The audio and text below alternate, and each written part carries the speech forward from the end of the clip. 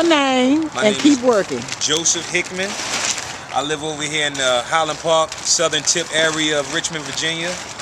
And as you can see, I started a little garden for my family and myself. And the reason why we did a raised bed is because we got extremely high levels of lead in our soil. I mean, extremely high. When I got a soil sampled, I sent it off, and they sent me a letter back in the mail stating, don't grow anything in that yard, and then do not allow your kids to eat any dirt or any grass out of the yard. Now, who suggested that you get the soil tested? You did. Okay. When I came down here and you said you wanted to grow a garden, I say do not grow anything in the garden. You sure did. Because you it was the one who high. made me get it soil tested, because my mother actually and my neighbors all grow in their yards. And it was because of you that made me want to get my soil tested. I paid $50 to get it tested. But it's all right. It was well worth it to know that I'm not going to grow. I mean, the levels, they sent me back the paper. Well, off the charts. With the graphs. readings. And I mean, it was extremely high. Other than that, I had perfect soil. But the lead levels is extremely high. But you don't have any way, we don't have any way to remove the lead. That's why we have so many children over here that have mental retardation. I believe that. Autism and everything. Oh, yeah. Because they just sell the land like it's just a normal piece of land. But I know, because I'm an old ocean inspector and I've done enough research in Highland Park to know that the lead levels are deadly. Wow. Yes, they are. I mean, and not only that, then I found out, HP Rap refurbished this house. And they use the cheapest lead. Yes, that was Allen Robinson. My mother had to come and get, they actually had to remove lead from this house. They came here 3 different times to remove the lead paint and all type of stuff like that. And now, on our house, I was trying to build a shed because my shed is in horrible condition, and I was going to try and make it look like the house, but I couldn't find the siding. So I'm like, what kind of siding is this? So as I researched it, I found out that that's asbestos siding. Asbestos, that's what I told you that night. I say that is asbestos siding. And so that means you're in a shell of asbestos. That's right. And asbestos is deadly. That's cancer. why you got to have air filters in that bad boy.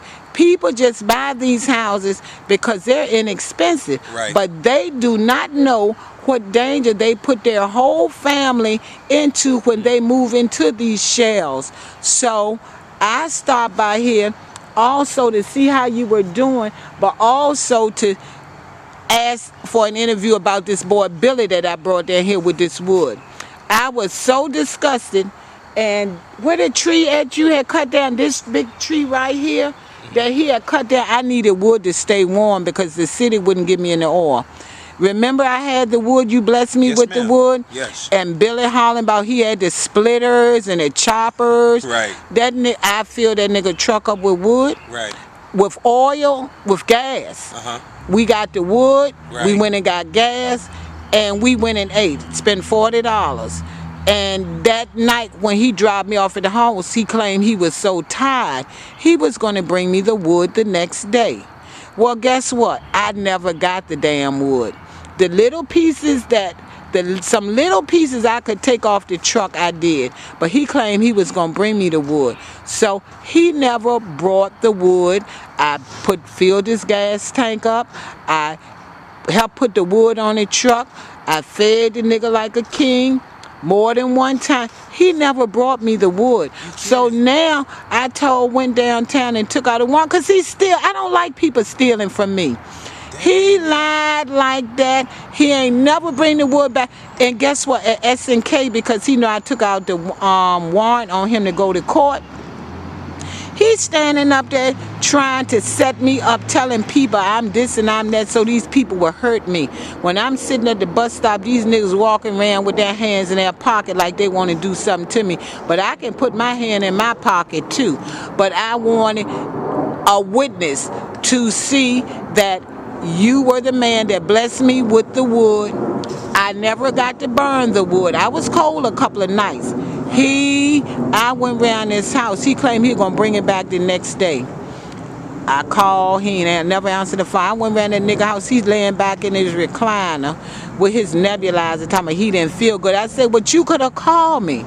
You claim you got the splitter and all of this chainsaw. Remember how he was talking about he was going to break the wood up for me and all? Oh, no, that was just my neighbor. He been my neighbor a long time, but I want people to know that you blessed me with the wood, that I wasn't lying. But why wouldn't he give you the wood? We loaded up. He done took the wood somewhere. I never even got the wood. He probably took the damn wood and sold it to somebody. Come on, you man. know, I'm serious. So that's why I made a special trip to get off the bus to come around here and talk to you. I'm so proud of your little garden, and it looks good. That's right. But that's all right. God will water his own. I think it's supposed to rain tomorrow, but you give it a little water. Yeah. But that looks good. That might be what I have. But see, I don't have a fence. Them things around my way, wait till people's stuff get ripe, and then they go a picking like a mugger in the field. You know what they do? That's how they do that. But yeah, I try to tell people this type of siding on the house, plus the siding that looks like shingles on the roof, all that's got asbestos in it. And it is deadly as hell. And the realtors know it. They don't make it no more. They don't make it, but they got asbestos at City Hall now. They talking about they remodeling City Hall. I'm trying to tell the people that's why people got respiratory problems, people getting cancer, people getting sick, because the company that came in there and stripped them 17 floors down and had the fiberglass flying in the wind and the air condition and the asbestos flying all through the heating and air conditioning ductwork, it was killing people. Dwight Jones and them don't know what they doing. They want to do things, but they're afraid to ask me. But I got plenty of knowledge and paperwork to back it up. So I'm glad that your garden is beautiful. You're going to have to carry the kids somewhere. And know what? Even in playground in Blackwell, when Dwight Sneed dumped all of that fly ash, you heard of fly ash? That's the result when you burn coal. When you burn coal in them nuclear power and them coal power plants, you know what? They say that it's so contaminated with radiation and stuff. But look, go to Teddy Parham, TEDDYPARHAM, and just put my name in the address bar and pull up and see all the good things I've been doing. Checked you out. And you checked me out? Yeah, I did. The truth ain't nothing but the light. You was dropping bombs. Hey, I'm going to drop some more bombs. Because look, they are killing people. Wow. They are killing people like hell, and they are black people that they are killing. And remember the black boule? I asked you to look that up? BOULE. Remember with all these Masons and fraternities and all of these guys pledging where they came from. So many of them are gay and everything. I don't have no problem with the gay brother, but they just can't come to me. You know what I'm saying? If you want a lacocha, a vagina, you ain't gonna get it in this lifetime. You roll your stuff out and work with what God gave you and be a man. But we got 400 and some child molesters and rapists over here. Remember I told you that? Yeah, you told me that. Go to the VirginiaStatePolice.com. So I don't lie. They try to hurt me for telling the truth. And I'm going to do it over and over and over. So I thank you for my interview. Your little garden looks nice. It's coming along beautifully. And it's sad that you can't let the children. But when I think about it, as long as there's grass, as long as there is grass out here and not the bare dirt, I would think that the grass would cover up a lot of the dirt. Oh, it does. Yeah, from them planting. Because why buy a house and your children cannot even play in the yard? Oh, man. I mean, and it's crazy because I got a feeling that the whole neighborhood is like... The whole neighborhood is. That's asbestos siding on there. That's the asbestos siding over there that I was telling you about, that it looked like shingles. That is asbestos. That stuff is deadly. And these people are locked in these houses thinking they getting fresh air. This shit is killing these people. It's terrible. So anyway, that's why when I was a realtor, I tell you, buyer beware. You get a whole house inspector that come from the roof to the basement and tell you about that asbestos around the pipes in the basement, around the furnace, boiler pipes and all of that, because it will kill you. What you don't know will kill you. That's right. So I'm glad I did stop. I see your little screen over there. Look like you mining for gold. Remember back in the day? Yeah, that's my sifter. Yeah. Because I made a compost earlier, but I threw it all out because I had actually used some of the dirt. I'm coming. Look at that Tell baby. mommy I'm coming. Oh. And I used some of the dirt in the old compost. And what ended up happening is, once I found out that shit was high in lead, I told you don't I use had to it. throw all of that That's out. right. You didn't need it. Right. So that's your new? Well, no, I had to buy all of this. All I right. had to drive all the way out Goochland County and buy some dirt. They charge me like $50 for 2 yards. Yeah, now think about it. $50 for dirt. But so see, sometimes you can go to the compost is good. I do that too. Okay. I do that too. But you want to live. That little money is nothing compared to the life of you and the children. Right. So you and your wife be blessed. I never got to meet her, but I want to thank you for the wood anyway, even though I didn't get to burn it. And I want them to know he just... Oh man, just running his mouth, Billy Drake, and he gonna do this and he gonna do that. Nigga ain't never brought me my wood. So when I get up there today, loaded up the whole truck. The whole truck was loaded, and he didn't bring me nothing. I think he sold it. He's supposed to have been to my house after we ate and got full.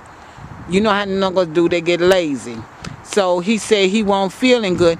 And I hit him a couple of times because he was high. I didn't know he was high.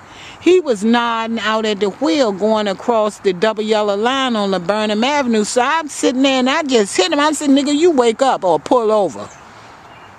And I think after he sat there and ate all that food and had that buzz on, he got tired. He was ready to go to sleep. So that's what iced him right out. So the next morning, he supposed to have been ran at 6 o'clock in the morning. He didn't show up. So I went around there at noon. Because I had paid the white boy to bring the wood in the house when he come. I kept telling the white boy, I'm like, he coming, he coming. I went around and he laid back, nebulized and everything. I said, that's what you keep getting for smoking stuff that ain't supposed to go into your body. Bring my wood round there. He still had it on the truck. The old man told me the other day, he said, Billy still got you. I went around and want no wood in sight, want no wood on the truck. So I want the people to know that I did fill his truck up with gas. I did carry the nigga to eat. I did fill up this wood. The truck was full of wood, and you invited us to come back and get the rest. And you know how he just agreed with everything. Yeah, I got this for her. Like he the man, well, he is a liar and a cheat and a thief. And he trying to get people to hurt me because I went there. I'm not going to have you taking nothing else from me. I'm sick of these people robbing me, treat me any kind of way. So when the thugs and the drug dealers come out of the store, he's sitting over there talking and pointing at me and saying I'm this and I'm that. But I can imagine what he's saying. But I'm going to let the world know I'm not playing with Billy Drake on 5th Avenue in the 3200 block. He is a loser. And he talking about his brothers and him like a dog. Talking about they laying up, eating on him and all of that. But I know the nigga lying. So he need to get his act together. And I'm glad you gave me this interview, my brother. And thank you for the wood. Even though I didn't get to burn it, I could take a piece and wedge it you know where. But I'm too much of a lady.